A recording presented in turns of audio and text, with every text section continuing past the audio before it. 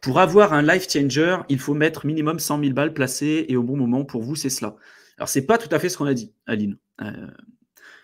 Ce qu'on expliquait, c'est que plus tu vas avoir un capital qui est conséquent, plus tu vas rentrer tôt, plus tu vas pouvoir te permettre d'être conservateur dans tes sorties de position. Et après, tout dépend de ce que tu appelles, toi, du life-changing. Et ça dépend principalement, on va dire, de ton niveau de vie et de tes objectifs. Si tu as besoin de 7 000 euros par mois ou 10 000 euros par mois pour vivre ta vie et avoir cette liberté financière, bah, c'est sûr qu'il va te falloir un capital beaucoup plus conséquent. Si par contre, tu es un peu comme moi et Mickaël, des gens qui vont pas s'amuser à flamber n'importe comment, qui n'ont pas besoin d'acheter une Lamborghini, qui n'ont pas besoin d'acheter un yacht ou ce que tu veux, ta liberté financière, tu pourras l'avoir à un statut beaucoup plus faible. Tu vois, enfin, on va dire avec un niveau de revenu beaucoup plus faible, donc beaucoup plus accessible pour toi. Mais c'est ça que je veux dire. Ça ne veut pas dire que si tu n'as pas 100 000 balles à investir, que tu ne peux pas bien t'en sortir. Tu vois, on dit vraiment que la crypto, c'est un accélérateur financier. Peut-être que l'objectif de beaucoup de gens qui est de se dire je deviens life-changing dès le premier cycle, c'est peut-être un objectif qui est trop ambitieux. Mais est-ce que de te dire j'investis 50 000 balles, je ressors avec 200 000 euros, c'est peut-être pas life-changing, mais c'est déjà énorme. Franchement, c'est déjà énorme, tu vois. Et c'est ça le truc. Et ces 200 000 balles, si tu les fais travailler correctement, alors oui, tu vas payer tes impôts, tu vas faire tous tes trucs, mais si tu les fais travailler correctement et qu'après tu re-rentres dans le prochain cycle en faisant les choses correctement, en te formant et tout, ça, c'est un super accélérateur, tu vois. On dit souvent, premier cycle, tu fais des erreurs, deuxième cycle, tu t'en sors bien, et le troisième cycle, t'es golden, quoi. Mais voilà, il y a aussi une part de chance là-dedans, on va pas dire l'inverse. Faut arriver au bon moment, faut faire les bonnes choses et tout. Et pour moi, c'est faux de dire qu'il faut forcément 100 000 balles pour faire du life-changing. Tu as des gens qui rentrent avec 500 000 euros. Le dernier cycle, on en avait un qui avait 750 000 euros. Il était dans la crypto depuis 8 ans. 750 000 euros. Il n'avait jamais acheté de Ledger. Il s'est tout fait dégommer sur FTX. Voilà. Donc, tu vois, comme quoi, en fait, 750 000 balles pour toi, ça peut être énorme, ou pour certaines personnes, ça peut être énorme. Peut-être que pour lui, c'était énorme, peut-être que pour lui, c'était rien du tout. Mais tu vois, tu as des gens, ils sont là depuis longtemps en crypto, ils se font tout comme ça dilapider d'un coup, parce qu'ils n'ont pas les bons réflexes. C'est pour ça que avoir les bonnes connaissances, imbriquer des petites briques comme ça, petit à petit, et après monter en compétences durablement, c'est ça qui va te permettre de développer ton capital au fur et à mesure, sans pour autant le perdre, parce que c'est ça le plus important.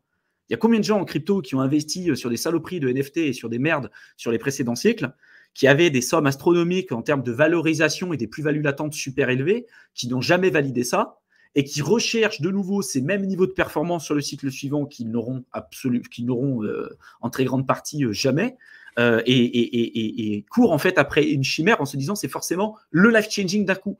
Mais le life-changing, tu vois, t'es pas obligé de l'avoir d'un coup. C'est un processus. La plupart des gens ne recherchent pas à devenir riches lentement. Ils recherchent à devenir riches rapidement. Ils recherchent, comme tu l'as dit Théo, c'était l'événement plutôt que le processus. Et pour moi, c'est ça l'erreur en fait. C'est de te dire, forcément, j'investis dessus, je me planifie un cycle et en fait, tu vas aussi nourrir un espoir. Et c'est ça le problème, c'est qu'à partir du moment où tu vas investir un certain montant, où tu vas t'imaginer avec l'argent que tu gagnes, ou alors, soit tu t'imagines avec de l'argent que tu gagnes alors que tu n'as même pas encore gagné, soit parce que tu as déjà des plus-values latentes qui sont élevées que tu n'as pas validées. Dans les deux cas, ce n'est pas de l'argent que tu as. Et tu t'imagines déjà avec cet argent et tu te dis déjà ce que je vais pouvoir faire avec cet argent. Ah ben, je m'achèterai une maison, j'aurai ma liberté financière, j'aurai mes trucs. Et en fait, tu t'attaches déjà émotionnellement à un capital et à de l'argent que tu n'as pas encore validé, que tu n'as pas encore dans ton portefeuille. Et si jamais le marché se retourne, parce qu'il va se retourner à un moment donné, et que tu n'as pas validé tes plus-values, vu que tu es attaché émotionnellement à cet argent que tu n'as pas gagné, tu ne vendras pas. Donc, tu vas subir la baisse. 70%, 80%, 85%, 90%, etc., etc. Voire peut-être perdre l'intégralité de ton capital et capituler à la fin pour faire le bottom et après repartir, on va dire, sur un prochain cycle aussi. Mais attention, je le dis, de ne pas nourrir une espérance de gain ou de t'attacher émotionnellement à des potentiels rendements que tu n'as pas encore effectués ou à t'imaginer un futur où tu aurais déjà ce capital, parce que plus le marché va avancer, plus tu vas te sentir proche justement de cet événement-là, et plus tu auras tendance à être investi émotionnellement sur ton capital, et plus tu vas subir de plein fouet la volatilité, les biais cognitifs, et c'est là où tu vas faire des erreurs. Je ne sais pas si tu veux rebondir, Théo. Ouais, c'est ça, au final, mais après, life changing, tu vois, ça peut être.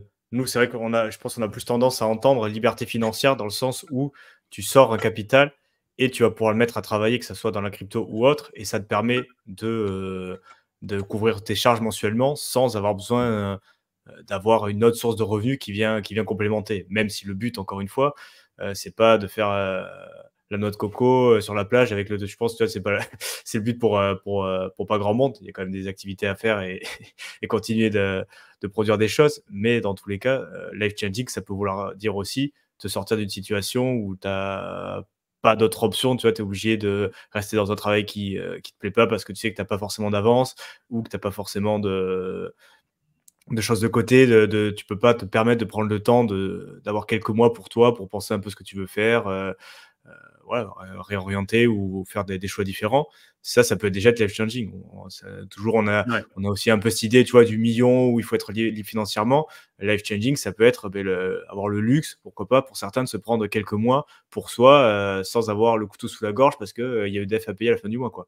Donc il y a cet aspect-là aussi. Payer ton crédit, Voilà, si tu as un crédit et tout, sortir des dettes, tu vois, déjà, c'est ça, sortir ouais. ses dettes. Après, pouvoir prendre quelques jours, prendre quelques semaines de vacances sans avoir le couteau sous la gorge, pouvoir prendre quelques mois et pouvoir après, tu vois, c'est vrai que l'étape finale, ça serait le Saint Graal un peu, cette liberté financière où tu as suffisamment de capital investi avec dans des choses, je l'espère, plus diversifiées que seulement la crypto, qui te permet d'avoir un revenu voilà, pour couvrir Plus tes stable. charges sans avoir besoin d'avoir forcément une autre activité qui rentre. Mais il y a plein d'étapes au final qui sont entre les deux. Donc, c'est pas non plus l'idée de se dire il faut absolument investir 100 000 pour faire le million, pour avoir il y a d'autres étapes intermédiaires et ça peut être déjà voilà, quelques dizaines de milliers d'euros si ça vous permet de changer votre vie dans le sens où sortir de cette situation où vous n'êtes pas forcément confortable aussi. Peut-être, c'est pas non plus, c'est très bien aussi et il faut penser à prendre des bénéfices de la même manière que si tu arrives à 1 million d'euros, tu vois. Donc, c'est aussi avoir cet aspect balancé qui n'est pas forcément voilà, conscience de toutes ces étapes qui peuvent exister. Ouais, puis ce million d'euros, faites vraiment attention. Il y a tellement de gens qui se disent dès que j'ai 1 million d'euros, je pars, et au final, ils n'ont jamais ce million d'euros et ils sortent pas avec ce capital qui serait de toute façon life changing. Tu vois, t'imagines, il y a des gens, ils ont 25 ans, 24 ans, 26 ans, peu importe. Et imagine demain, tu as un capital qui fait 900 000 euros, tu dis je vais avoir 1 million, j'attends 1 million, j'attends 1 million. À 900 000 euros, tu valides pas de plus-value, puis après, ça part aux oubliettes. Dire 900 000 euros, c'est aussi life changing, tu vois. Et je pense que c'est important de faire les calculs en fonction de sa situation personnelle et de rester objectif sur la situation. Si aujourd'hui, l'argent et la plus-value latente, ça représente, je sais pas, 10 ans, 15 ans, 20 ans ou 30 ans d'épargne que tu aurais mis de côté, imagine, tu investis, je sais pas, 300 euros tous les mois. C'est ta capacité d'épargne pour placer en crypto aujourd'hui. Imagine demain, tu sors avec l'équivalent de 30 années d'épargne qui sont représentées sous forme de plus-value latente. Alors ouais, tu n'as peut-être pas la liberté financière d'un coup, hein, mais c'est déjà life-changing. C'est un truc de dingue.